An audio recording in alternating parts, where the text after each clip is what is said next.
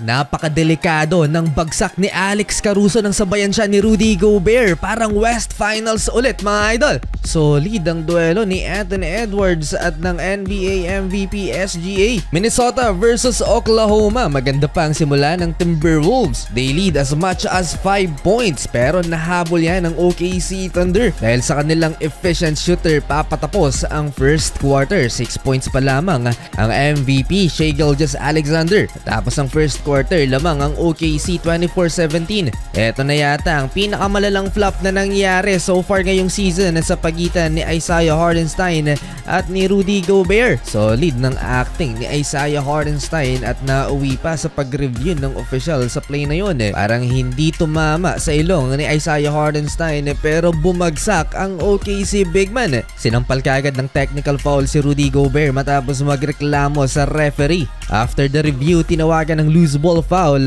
si Isaiah Hartenstein. Di naman binawi yung technical foul kay Rudy Gobert. Anthony Edwards versus Chet Holmgren. Hindi umubra ang 7-footer pero naipasok ang long 2-pointer na to baseline. Isa sa mga rason kung bakit number 1 sa NBA ang OKC Thunder ay dahil sa kanilang depensa. Tingnan nyo si Anthony Edwards, sinalubong ni Alex Caruso. Sinalubong ni Antman na buong katawan ni AC Fresh. Posterized dunk ang inabot naman ni Chet Holmgren kay Terrence Shannon Jr. Last 3 minutes ng second quarter napatake over sa SGA at nagtala lang naman siya ng 13 points sa span na yan. Total of 19 sa first half. Lamang ng 10 ang OKC at the end of first half, 49-39.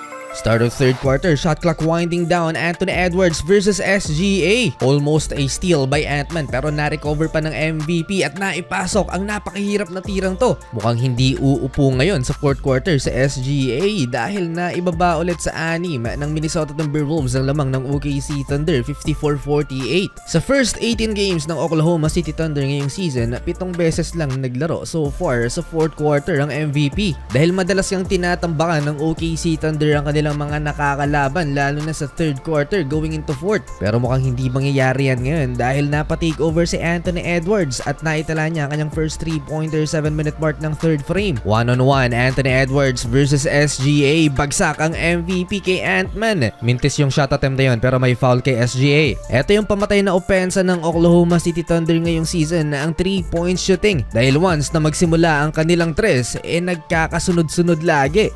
Team chemistry, lahat ay may ginagampan ng role para mas efficient ang shooting ng OKC Thunder tulad nito. Nag-set ng pin down screen si Jalen Williams kay Anthony Edwards para hindi niya ma-contest si Cason Wallace. At eto na nga ang nangyari, 12-2 run ng OKC Thunder. Double digits na ulit ang hinahabol ng Minnesota Timberwolves. Para i-counter ang run na yan ng defending champ, nagpakawala din ng 2 tres ang Minnesota Timberwolves courtesy of Anthony Edwards and Naz Reid. Plus foul sa ilalim ni Lu Dort, binalibag si Julius Randle. Sagutan ng puntos, both teams mga idol papatapos ang third quarter. Isaiah Hartenstein putback reverse dunk and SGA mid-range. Hindi na makapaniwala ang Minnesota Timberwolves dahil pumapabor sa home team ang tawagan. Tulad na lamang nitong clean block ni Naz Reid kay Isaiah Hartenstein pero tinawagan ng shooting foul. Wala silang nagawa dahil wala na din namang challenge ang Minnesota Timberwolves na ubos na.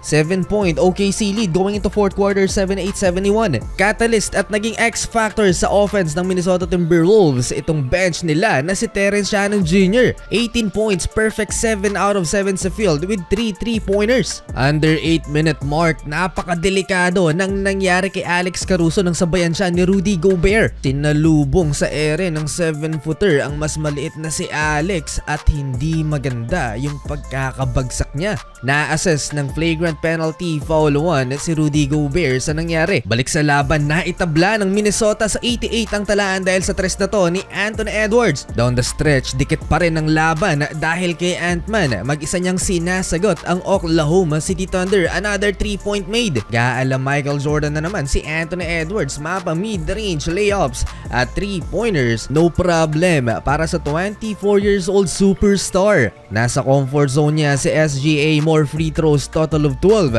out of 13 from the stripes. 3.5 remaining ng fourth quarter na itabla ni Donte DiVincenzo ang laban sa 101. Mas better team ang OKC Thunder pagdating sa clutch. Plus home court advantage, nasa kanila ang odds. Daming chance ang Minnesota Timberwolves to tie or take the lead. Pero mukhang ayaw yata sa kanila ng rim dito sa final 2 minutes kahit si Rudy Gobert nagmintis ng 2 free throws. Eksaktong 1 minuto ang natitira sa laro.